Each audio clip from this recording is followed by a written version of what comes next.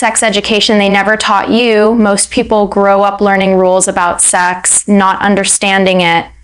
We're taught biology, warnings, and consequences, but almost never desire, communication, boundaries, emotional safety, or how sex actually connects to the mind. As a result, many adults enter relationships informed but not educated, experienced but not aware. Real sex education isn't about mechanics.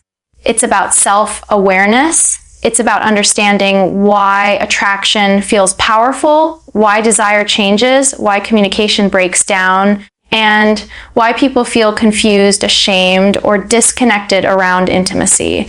When these conversations are avoided, misinformation fills the gap.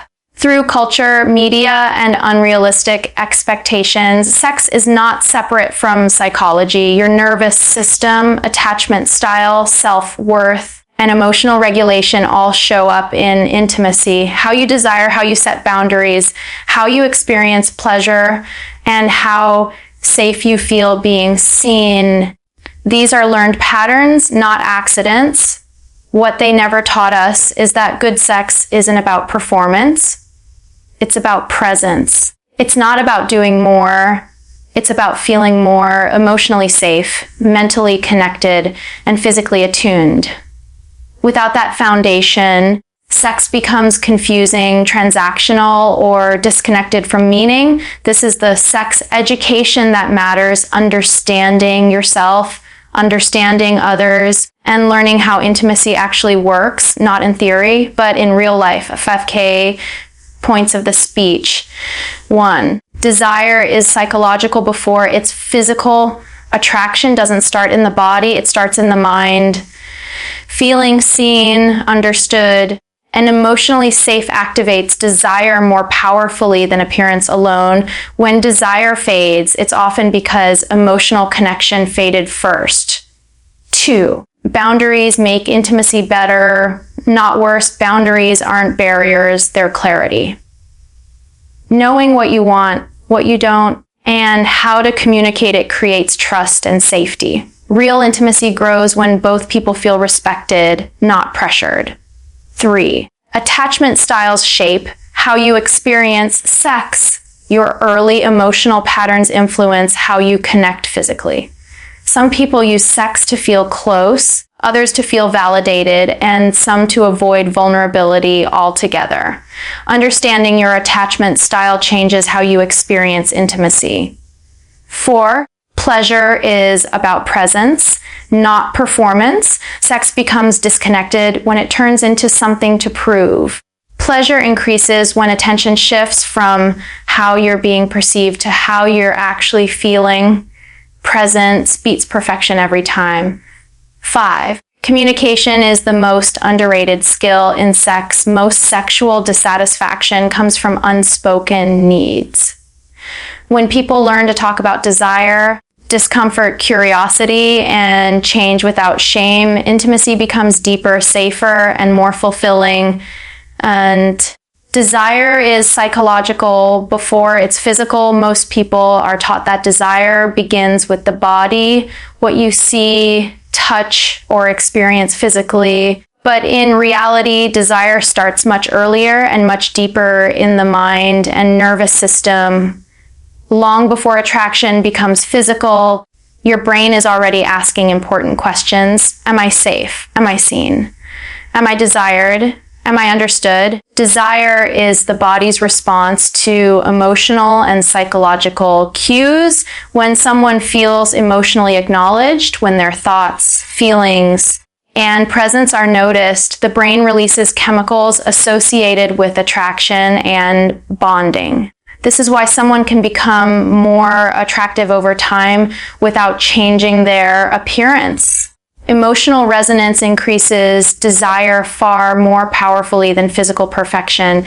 Psychologically, desire thrives on attention and attunement. When someone listens, responds, and engages with curiosity, the nervous system relaxes. Safety activates arousal. This is something traditional sex education rarely explains. Arousal doesn't come from pressure or performance. It comes from feeling emotionally met. This also explains why desire often fades in long-term relationships, even when attraction still exists.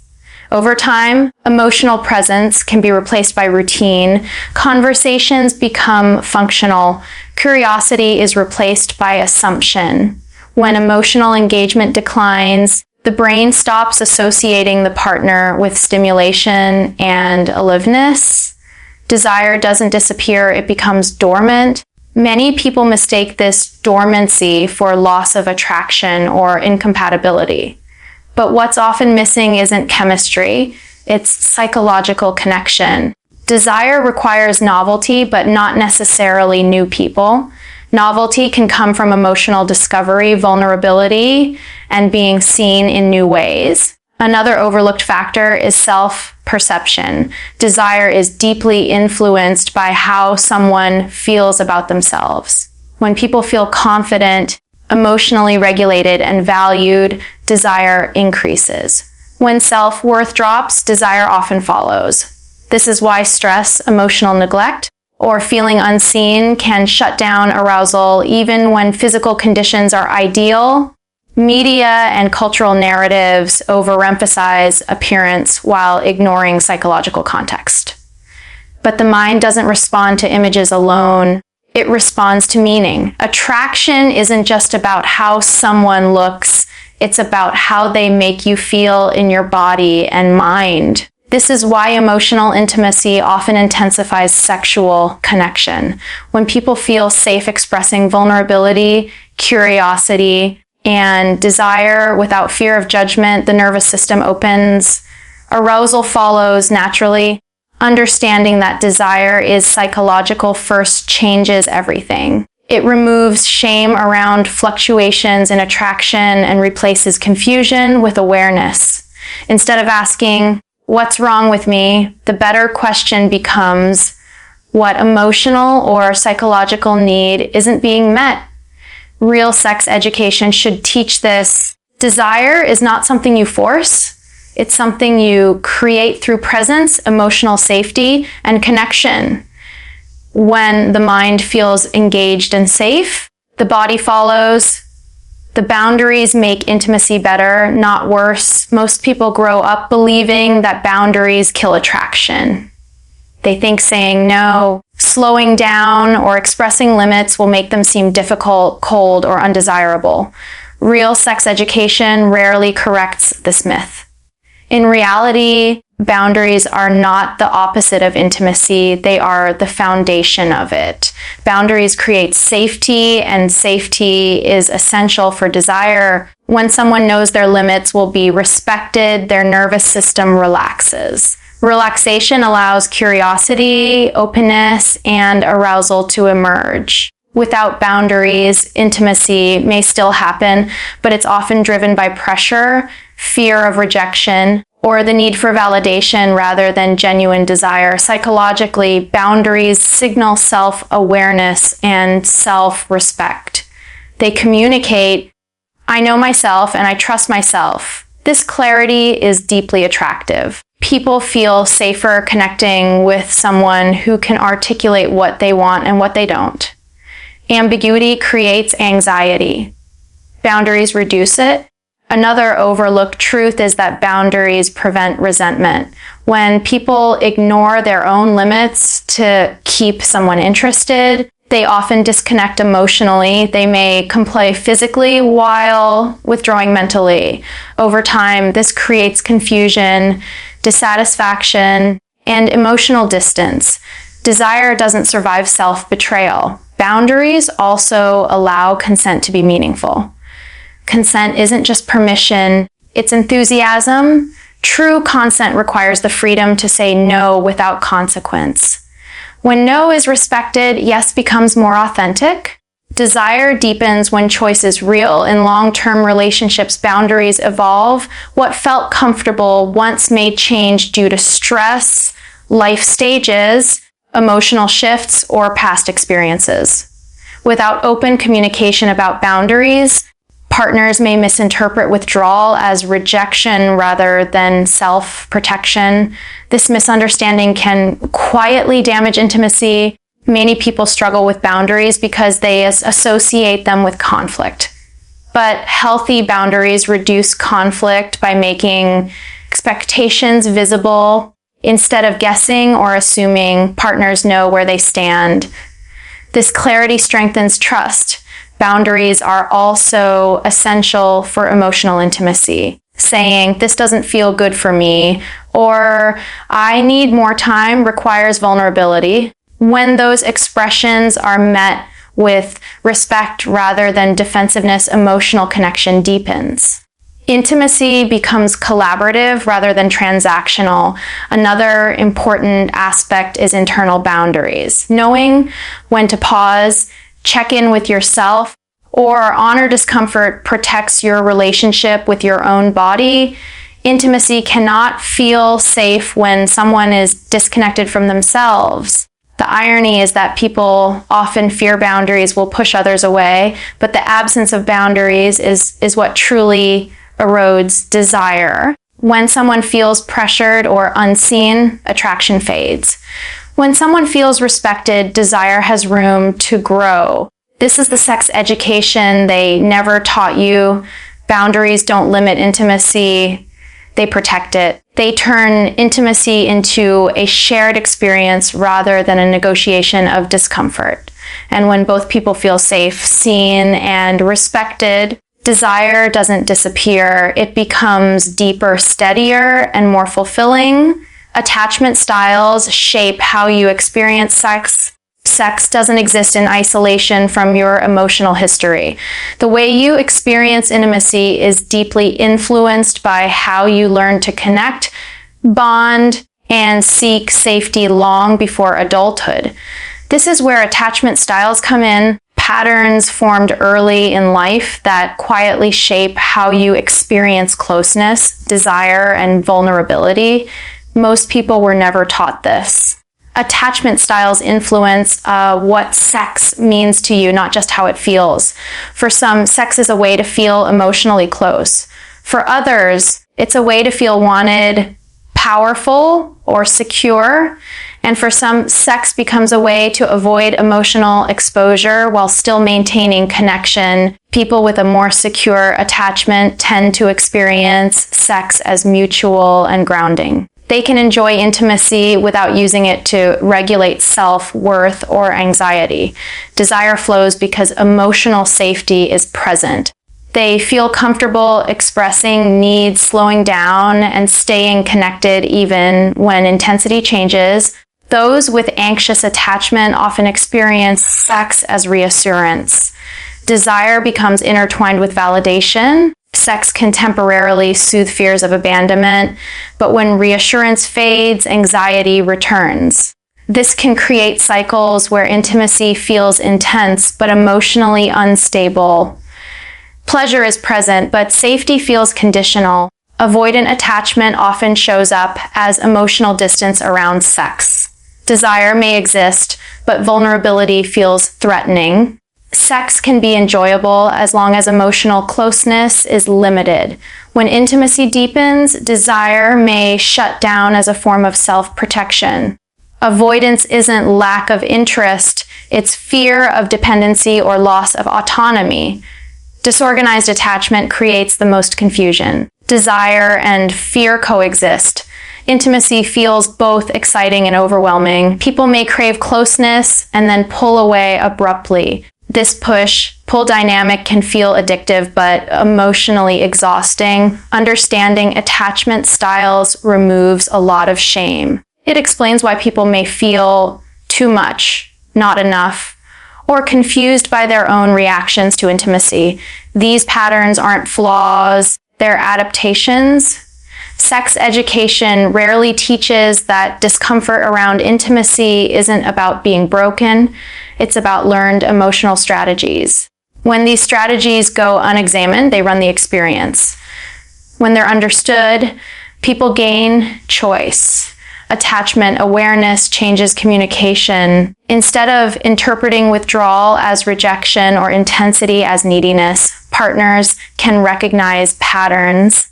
This awareness reduces misinterpretation and conflict.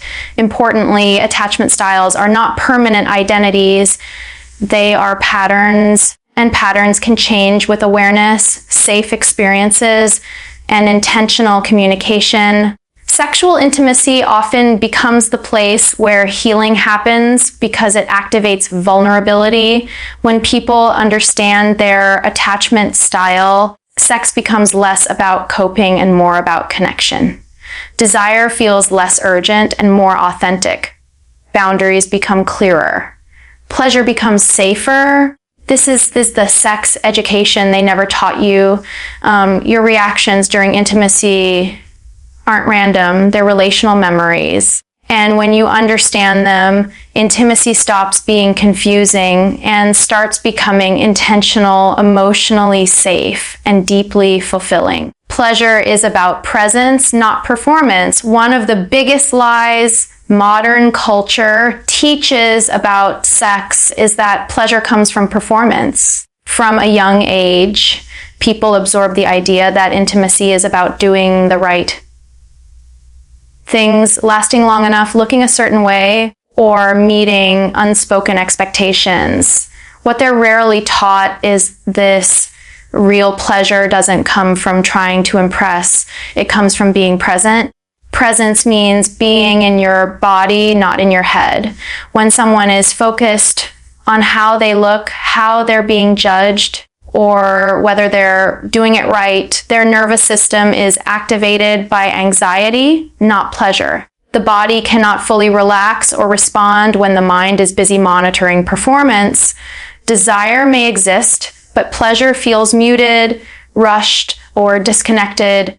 This is why people can have sex that looks perfect from the outside, but feels empty on the inside.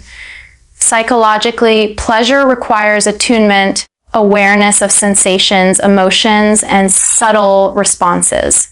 Presence allows the brain to register touch, connection, and arousal fully. Performance interrupts that process by pulling attention outward instead of inward. Another overlooked truth is that presence creates safety. When someone feels free to slow down, laugh, pause, or express discomfort, the nervous system stays regulated. Safety deepens sensation. Pressure shuts it down. Pleasure grows when there's permission to be imperfect. Performance culture also disconnects people from their authentic desires. Instead of asking, "What do I feel?" people ask, "What should I want?" Over time, this creates confusion, dissatisfaction, and even resentment. Pleasure becomes something to deliver rather than something to experience. Presence changes that dynamic. It shifts focus from outcome to experience. Instead of chasing intensity, people begin to notice subtle sensations, emotional warmth, and connection. Pleasure becomes richer, not louder. Presence also improves communication. When someone is tuned into themselves, they can express what feels good, what doesn't, and what they're curious about without shame. This honesty builds trust. Trust deepens intimacy. Intimacy enhances pleasure. Many people struggle with presence because vulnerability feels risky. Being present means being seen, not as an ideal version, but as a real one. Performance offers protection. Presence requires courage. But only presence allows true connection. This is especially important in long-term relationships. When novelty fades, performance loses its power. Presence becomes the key to sustaining pleasure. Emotional engagement, curiosity, and attentiveness create intimacy that performance never could. Sex education rarely teaches people how to stay present in their bodies, regulate anxiety, or notice their internal experience. Instead, it teaches technique without awareness. But technique without presence is empty. This is the sex education they never taught you. Pleasure isn't something you prove, it's something you allow.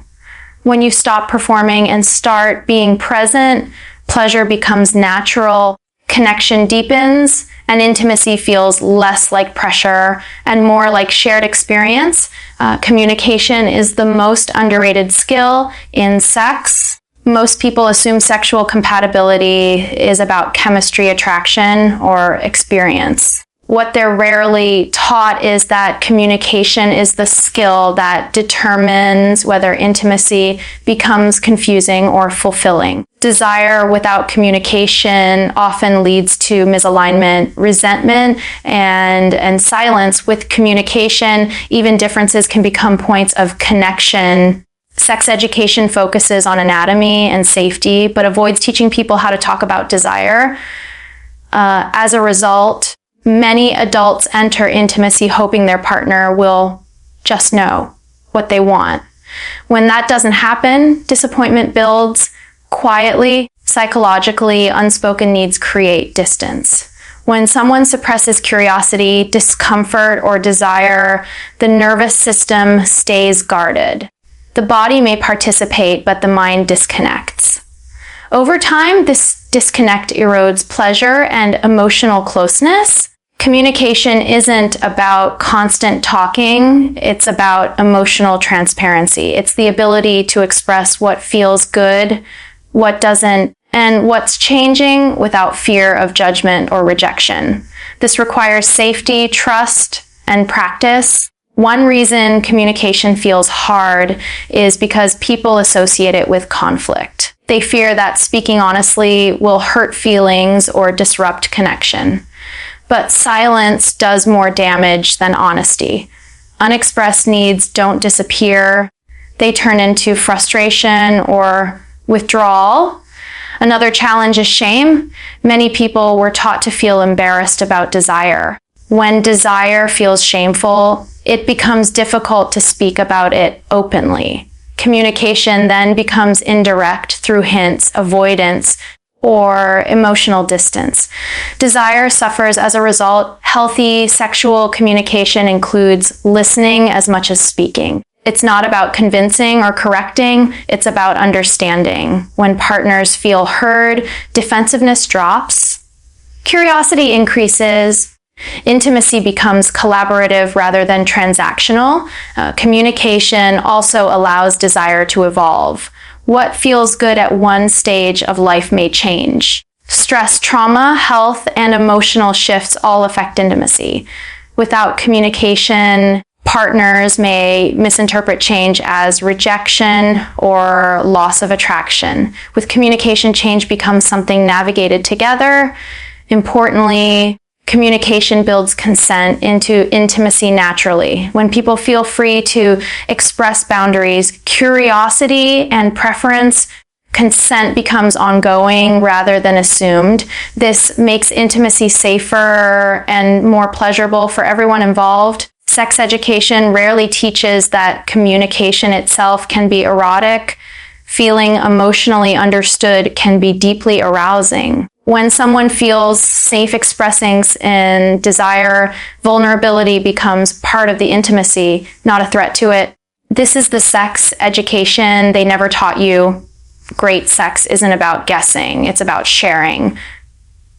When communication becomes part of intimacy, desire stops being confusing, pleasure deepens, and sex transforms from a performance into a connection that grows with honesty, trust, and mutual understanding. Give me conclusion of speech into 5 long paragraph, and also thank you and goodbye notes, and suggest my channel for subscribe.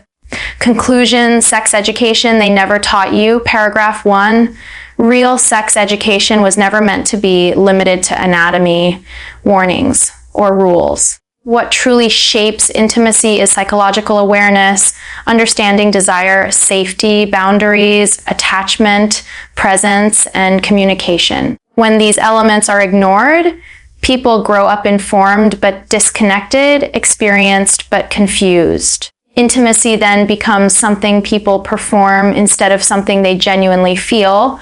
Paragraph 2, desire is not a constant force. It responds to emotional conditions. When people feel seen, safe, and emotionally engaged, desire flows naturally. When those conditions disappear, desire doesn't vanish, it goes silent. Understanding this removes shame and replaces self-blame with insight. Intimacy stops feeling mysterious and starts feeling understandable. Paragraph 3, boundaries, attachment patterns, and communication are not obstacles to pleasure. They are what make pleasure sustainable. Without them, intimacy may feel intense but unstable. With them, intimacy becomes safe, honest, and deeply fulfilling. This is the difference between short-lived excitement and long-term connection. Paragraph 4, presence over performance changes everything.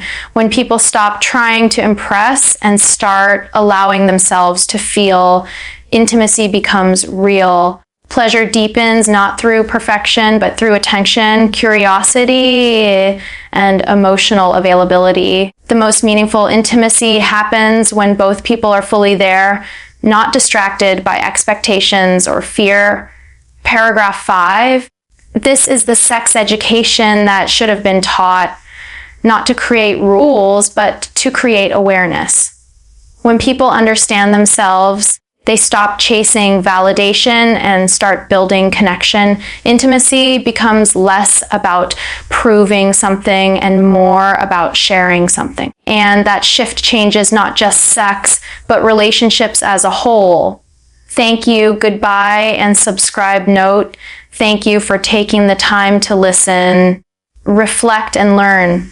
If this video helped you see intimacy, desire, or relationships more clearly, then it has done its job. If you want more deep, honest conversations about dating, relationships, psychology, and modern intimacy, make sure to subscribe to this channel, The Dating Psychology. Your support helps keep these conversations real, thoughtful, and meaningful.